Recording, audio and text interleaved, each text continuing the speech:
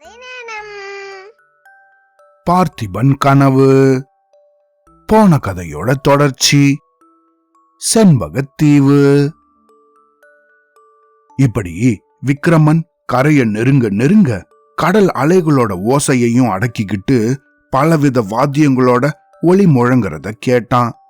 சங்கு, தாரை, எக்காலம், பேரிகை அப்படின்னு இந்த எல்லா வாத்தியங்களும் ஒரே நேரத்துல முழங்கி வானம் முகடு வரைக்கும் பரவி எதிரொலி செஞ்சுது.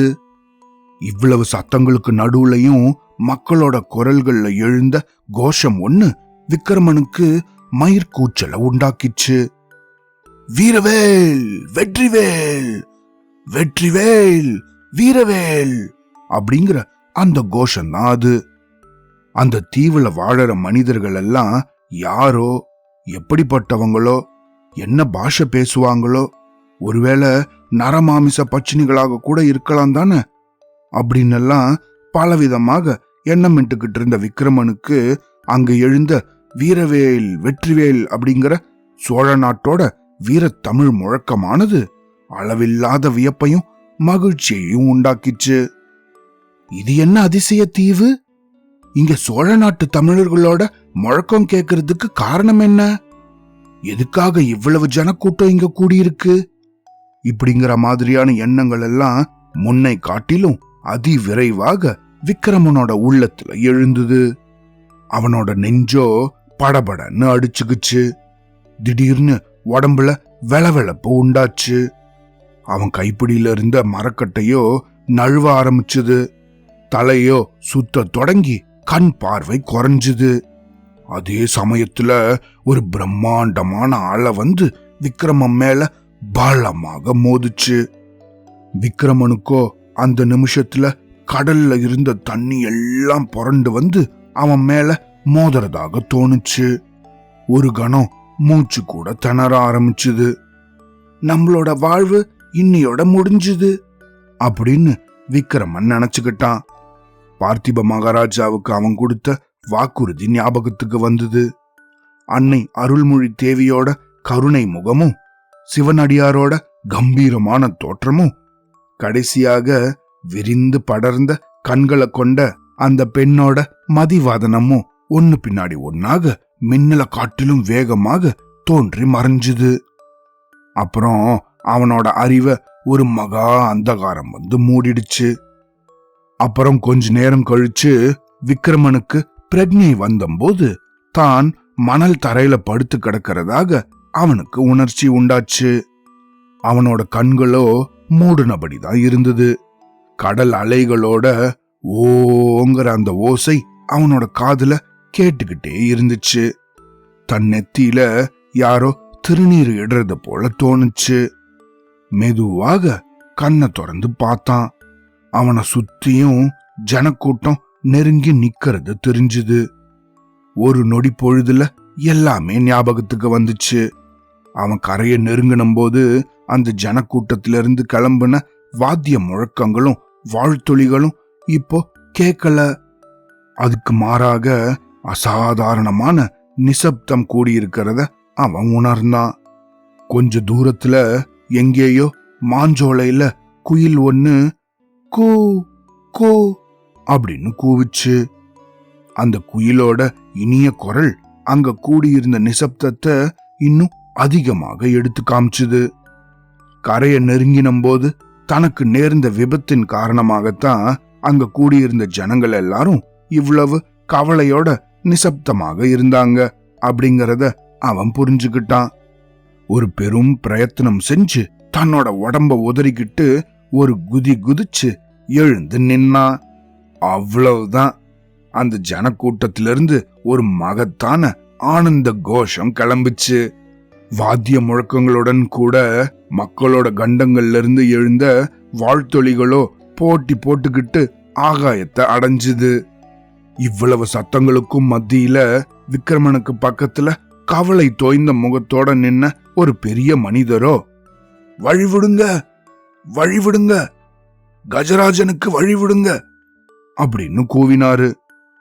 கொஞ்சம் கூர்ந்து கவனிச்சோம்னா இந்த நபரை நம்ம இதுக்கு முன்னாடியே பார்த்திருக்கோம் அப்படிங்கிறது ஞாபகத்துக்கு வரும். ஆமா, மாமல்லபுரத்துல நடந்த கலை திருநாளின் போது நரசிம்மவர்ம சக்கரவர்த்தியோட சமூகத்துல செண்பகத்தீவு வாசிகள் எல்லாம் விண்ணப்பத்தை சமர்ப்பிச்சாங்க தானே, அதுல இருந்த தூதர் தான் இவரு. விலகுங்கள், வழிவிடுங்க அப்படிங்கிற அவரோட குரலை கேட்டு சுத்தியும் நின்ன ஜனங்கள் எல்லாம் வேகமாக விலகிக்கிட்டாங்க. கொஞ்ச தூரத்திலேயோ பட்டத்து யானையை போல அலங்கரிச்ச ஒரு யானை நின்னுகிட்டு இருந்தது. அந்த யானை பாகனும் அதை நடத்திக்கிட்டு விக்கிரமன் நின்ன இடத்தை நோக்கி வந்தான். பட்டண பிரவேசத்துக்காக அலங்கரிக்கப்பட்டது போல காணப்பட்ட அந்த கஜராஜனோட தூக்கிய துதிக்கையில ஒரு அழகான புஷ்பஹாரம் இருந்தது, அதாவது பூமாலை இருந்துச்சு. விக்கிரமனோ மந்திர சக்தியால கட்டுண்டவனை போல யானைய பார்த்தபடியே கைய கட்டிக்கிட்டு அசையாம நின்னான். யானையோ ரொம்ப பக்கத்துல அவனை நோக்கி நெருங்கி வந்தபோது விக்கிரமனோட தலை அவனையே அறியாம கொஞ்சம் அதை வணங்கி நின்னுது.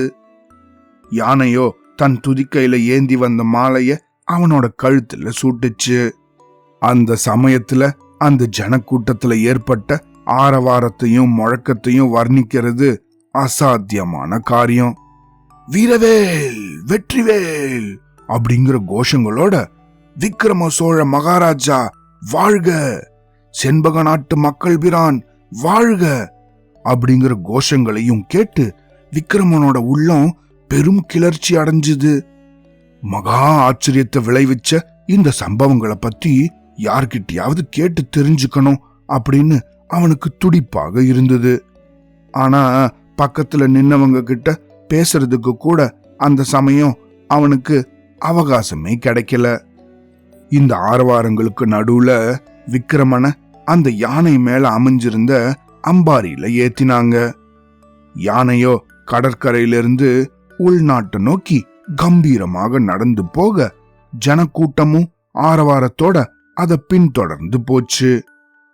அம்பாரி மேல உக்காந்திருந்த விக்கிரமனோ, இல்ல இல்ல, இதெல்லாம் நிச்சயமாக உண்மை இல்ல, நம்ம கனவுதான் காண்றோம், இல்லன்னா இந்திரஜாலம் மகேந்திரஜாலம்னு ஏதோ சொல்றாங்களே அப்படி ஏதாவதுதான் இருக்கணும் அப்படின்னு அடிக்கடி நினைச்சுக்கிட்டான். சுத்தி முத்தி அவனோட கண்ணுல பட்ட தென்னந்தோப்புகள், மாஞ்சோலைகள், கழனிகள், கால்வாய்கள் இதெல்லாம் அவனுக்கு சோழ நாட்டோட காட்சிகளாகவே புலப்பட்டது. கொஞ்ச நேரம் கழிஞ்சதுக்கு அப்புறம் ஒரு கிராமம் தென்பட்டது. அதுவும் கூட தமிழ்நாட்டு கிராமம் போலவே அவனுக்கு தோணுச்சு. ஊருக்கு புறத்துல இருந்த கிராம தேவதையோட கோவிலும் கூட அப்படியே தமிழ் கோவிலாக அவனுக்கு காட்சி தந்தது. இன்னும் கொஞ்ச தூரம் போனதும் ஒரு பட்டணம் காணப்பட்டுச்சு. அதோட வீடுகள், வீதிகள், சதுக்கங்கள் இது எல்லாமே ஒரே ஊர்ல இருந்தா மாதிரியே அமைஞ்சிருந்தது. ஆனா அவ்வளவு பெரிய பட்டணம் இல்ல, அவ்வளவு ஜன நெருக்கமும் கிடையாது. அத்தனை மாட மாளிகைகள் கூட கோபுரங்களும் கிடையாது. அந்த பட்டணத்தோட வீதிகள்ல அவங்க வீட்டு வாசல்கள்ல நின்ன ஸ்திரீகள், புருஷர்கள், குழந்தைகள் இவங்க எல்லாரும் நல்ல சிறந்த ஆடை ஆபரணங்கள் அணிஞ்சு மலர்ந்த முகத்தோட நின்னு இருந்தாங்க. அவங்க எல்லாரும் தமிழ்நாட்டு மக்களாகவே காணப்பட்டாங்க. அளவில்லாத ஆர்வம் பொங்கின கண்களோட அவங்க விக்கிரமனை பார்த்து பலவித வாழ்த்துகளால தங்களோட மகிழ்ச்சிய தெரிவிச்சுக்கிட்டாங்க. விக்கிரமனுக்கு திடீர்னு ஒரு சந்தேகம் உதிச்சுது. ஒருவேளை இதெல்லாம் அந்த பல்லவ சக்கரவர்த்தியோட கபட நாடகமாக இருக்குமோ? நம்மளை ஏத்திக்கிட்டு வந்த கப்பலோ பல நாள் பிரயாணம் செய்யறதாக பாசாங்கு செஞ்சுட்டு கடைசியில சோழ நாட்டோட கடற்கரையிலேயே நம்மளை இறக்கி விட்டுருக்குமோ? இந்த ஆரவார ஊர்வலம் எல்லாம் நம்மளை ஏமாத்தி பல்லவ சக்கரவர்த்தியோட ஆதிக்கத்தை ஒத்துக்கும்படியாக செய்யறதுக்கு ஒரு சூழ்ச்சியாக இருக்குமோ? இப்படி எல்லாம் நினைச்சுக்கிட்டு வந்தபோது விக்கிரமனுக்கு கோபம் பொங்கிக்கிட்டு வந்துச்சு. அதுக்குள்ள இந்த யானையானது அந்த பட்டணத்துக்குள்ளேயே பெரிய மாளிகையாக தோன்றின ஒரு கட்டடத்துக்கு வெளியே வந்து நின்னுது. விக்கிரமனை யானை மேலிருந்து கீழே இறக்கினாங்க. ஜனக்கூட்டம் எல்லாம் வெளியே நிக்க முன்னாடியே நம்ம கவனத்துக்குள்ளான அந்த பெரியவர் மட்டும் விக்ரமனை அழைச்சுக்கிட்டு மாளிகைக்குள்ள போனாரு. மகாராஜா, இதுதான் இந்த செண்பக நாட்டின் மன்னர்கள் பரம்பரை பரம்பரையாக வாழ்ந்து வந்த அரண்மனை. நீங்களும் இந்த அரண்மனையில தான் வசிக்கணுங்கிறது இந்த நாட்டு பிரஜைகளோட விண்ணப்பம் அப்படின்னாரு அந்த பெரியவர். இந்த நாட்டோட பேர் நீங்க என்னன்னு சொன்னீங்க? செண்பக நாடு மகாராஜா. இந்த பட்டணத்தோட பேர் என்னவோ? செண்பக நாட்டின் தலைநகரம் இது. இதன் பெயர் குமாரபுரி. குமாரபுரி தானே? மாயபுரி ஒன்னும் இல்லையே. இல்லை அரசே, குமாரபுரி தான். நீங்க யாருன்னு கொஞ்சம் சொன்னா நல்லா இருக்கும். அடியேன் பெயர் சித்தார்த்தன். காலஞ்சென்ற விஷ்ணுவர்த மகாராஜாவுக்கு நான் முதல் மந்திரி. உங்களுக்கும் விருப்பம் இருந்தா. என்ன சொன்னீங்க? மந்திரின்னு சொன்னீங்களா? மந்திரவாதின்னு சொன்னீங்களா? மந்திரிதான் மகாராஜா. ஓ அப்படியா? நானு ஒருவேளை மந்திரவாதியோன்னு நினைச்சேன். ஆமா, நீங்க மந்திரவாதி இல்லைன்னா நான் யாருங்கிறதும் என்னை இன்னைக்கு காலையில இந்த தீவுக்கு பக்கத்துல கொண்டு வந்து இறக்கி விடுவாங்க அப்படிங்கறதும் உங்களுக்கு எப்படி தெரிஞ்சது? அது பெரிய கதை மகாராஜா. சாவகாசமாக எல்லாத்தையும் சொல்றேன். இப்போதைக்கு இது உண்மையாகவே அரண்மனை தானா இல்ல சிறைச்சாலையான்னு மட்டும் சொன்னா போதும். என்ன வார்த்தை சொல்லிட்டீங்க? சிறைச்சாலையா? இந்த நாட்டுல சிறைச்சாலைங்கிறதே கிடையாது. சிறைச்சாலை, ராஜ துரோகம், மரண தண்டனை இப்படிங்கறதெல்லாம் பரதகண்டத்துல தான் மகாராஜா.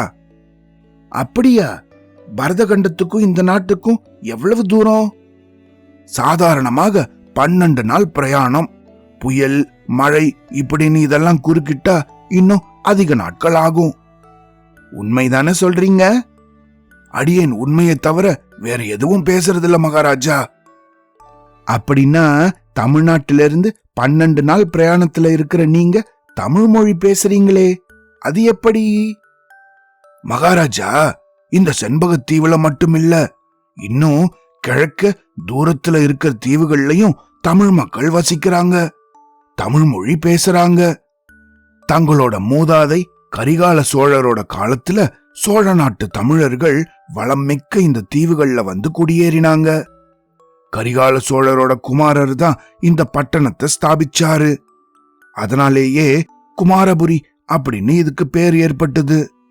அந்த நாள்ல சோழ சேனாதிபதி ஒருத்தர் சக்கரவர்த்தியோட அக்னி பேர்ல இந்த நாட்டை ஆட்சி புரிய ஆரம்பிச்சாரு. அவரோட சந்ததியார் 10 வருஷத்துக்கு முன்னாடி வரைக்கும் இந்த நாட்டோட அரசர்களாக இருந்து செங்கோல் செலுத்தி வந்தாங்க. அந்த வம்சத்தோட கடைசி அரசனான விஷ்ணுவர்தனரோ சந்ததி இல்லாம காலமானாரு. அதுக்கப்புறம்தான் இந்த நாடு இன்னி வரைக்கும் அரசர் இல்லாத நாடாக இருந்து வந்திருக்கு. அடிக்கடி பக்கத்து தீவுகள்ல இருக்கவங்களோ இந்த நாட்டின் பட்டணங்களையும் கிராமங்களையும் சூறையாட ஆரம்பிச்சாங்க. வெவ்வேறு பாஷை பேசுறவங்களும் அநாகரிகர்களும் தட்டை மூஞ்சிக்காரர்களுமான பல பேர் இந்த தீவை சுத்தி இருக்கிற தேசங்கள்ல வசிக்கிறாங்க. அவங்களையெல்லாம் எதிர்த்து நின்னு வெற்றி பெறுவதற்கு அரசர் இல்லாத குடிகளாகிய எங்களால முடியவே இல்லை. இப்படிப்பட்ட சமயத்துலதான் அந்த முருக கடவுளே அனுப்பி வச்சது போல சோழர் குல கொழுந்தான தாங்கள் எங்களை தேடி வந்திருக்கீங்க. எங்களுக்கு அது மிக பெரிய பாக்கியம்தான் அப்படின்னு அந்த பெரியவர் சொல்லி முடிச்சாரு. கரிகால சோழனை பத்தி அந்த பெரியவர் பிரஸ்தாபிச்ச உடனேயே விக்ரமன் ரொம்ப ஸ்ரத்தையோட கேட்க ஆரம்பிச்சான். அவனுக்கு இருந்த சந்தேகம், அவநம்பிக்கை இது எல்லாமே போயிடுச்சு. இந்த சித்தார்த்தரோட குரல், முகத்தோற்றம் ஆகியவற்றிலிருந்து அவர் சொல்றதெல்லாம் சத்தியம் அப்படிங்கிற நம்பிக்கை விக்ரமனுக்கு உண்டாச்சு. நம்ம அப்பா எந்த கரிகால் வளவனை பத்தி அடிக்கடி பெருமையோட பேசி வந்தாரோ அந்த சோழர் குல முதல்வன் காலத்திலேயே தமிழர்கள் வந்து குடியேறின நாடா இது. என்ன ஆச்சரியமான விதிவசத்தினாலேயோ அப்படிப்பட்ட நாட்டுக்கு நம்ம வந்து சேர்ந்திருக்கோம் அப்படிங்கிறது அவனுக்கு நினைவுக்கு வந்தபோது விக்ரமனுக்கோ உடம்பெல்லாம் புல்லரிக்க ஆரம்பிச்சிடுச்சு. கண்கள்லயும் நீர் துளிர்த்து நின்னுது. ஐயா, உங்களை நான் பரிபூர்ணமாக நம்புறேன். எல்லா விஷயங்களையும் விவரமாக அப்புறமா கேட்டுக்கிறேன். இப்போதைக்கு ஒண்ணு மட்டும் சொல்லிடுறேன். என்ன நீங்க உங்களோட அரசனாக ஏத்துக்கிறதாக இருந்தா இன்னொரு ராஜாவுக்கோ சக்கரவர்த்திக்கோ கப்பமெல்லாம் செலுத்த முடியாது. சுதந்திர நாட்டுக்கு தான் நான் அரசனாக இருப்பேன். இல்லன்னா என் உயிரையே விடுவேன்.